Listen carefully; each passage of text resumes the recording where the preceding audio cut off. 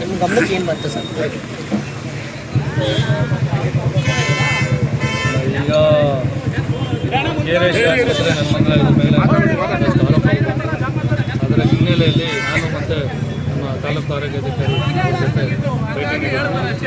ಹೊರಗಡೆ ಪರಿಶೀಲನೆ ಮಾಡಿದ್ವಿ. ಏನೇನು ನನ್ನ ಮೇಲೆ ಒಂದು ನಿರಾಧಾರವಾದ ಒಂದು ಆರೋಪ ಬಂತು, ಅದಕ್ಕೆ ಒಂದು ನೋಟಿಸ್ ಒಂದು ಕೊಟ್ಟಿದ್ದೀನಿ, ಸಂಬಂಧಪಟ್ಟವರಿಗೆ ನೋಟಿಸ್ ಕೊಟ್ಟಿದ್ದೀನಿ, ದಿನ ಟೈಮ್ ಕೊಟ್ಟಿದ್ದೀನಿ.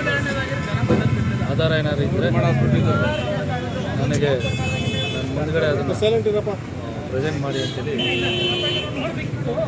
3 ದಿನದ ಟೈಮ್ ಕೊಟ್ಟು ನೋಟಿಸ್ ಕೊಟ್ಟು ಕಡೆಯಿಂದ ಬಂದಿಲ್ಲ ಅಂತಂದರೆ ನನ್ನ ಮುಂದಿನ ಕಾನೂನು ಪ್ರಕಾರಕ್ಕೆ ಏನಿದೆ ಅದನ್ನು ತಗೊಳ್ತೀನಿ. ಸರ್ ಲೈಸೆನ್ಸ್ ಚೆಕ್ ಮಾಡಿದ್ರಾ? ಲೈಸೆನ್ಸ್ ಮಾಡಿದೆ, ಲೈಸೆನ್ಸ್ ಲ್ಯಾಬ್ಸ್ ಆಗಿದೆ. ಬಟ್ ಅದೇ ಟೈಮ್ಗೆ ಅವರು ಅಪ್ಲಿಕೇಶನ್ ಹಾಕ್ಕೊಂಡಿದ್ದಾರೆ. ಪರಿಶೀಲನೆ ಇದೆ.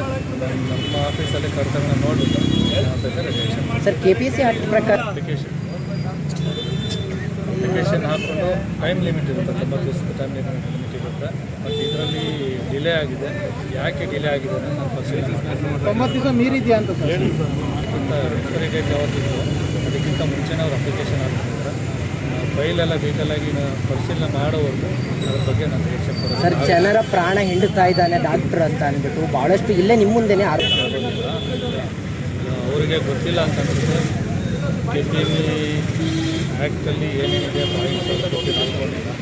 ಯಾವುದೇ ಒಂದು ಮರಣ ಹೊಂದಿದ್ರೆ ಇಮಿಡಿಯೇಟಾಗಿ ಅವ್ರ ಬಾಡಿನ ಸಂಬಂಧಿಸಿದ ಹಸ್ತಾಂತರ ಮಾಡಬೇಕು ಅನ್ನೋದು KPC ರೂಲ್ಸಲ್ಲಿ ಇದೆ. ಗೊತ್ತಿಲ್ಲ.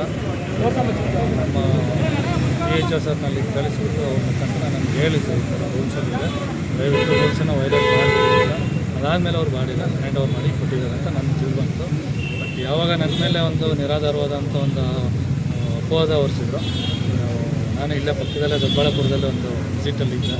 ಹೀಗೆ ಬಂದು ನೋಟಿಸ್ ಕೊಟ್ಟಿದ್ದೀನಿ, ನೋಡೋಣ ಏನಂತ ಆನ್ಸರ್ ಕೊಡ್ತಾರೆ. ಸರ್ ನಿಮಗೆ ಆರೋಪ ಪೇಷಂಟ್ಗಳು ರೂಲ್ಸ್ ಏನಿದೆಯೋ ಅದನ್ನು ಮಾತ್ರ ನಾವು ಓಕೆ ಸರ್. ಓಕೆ.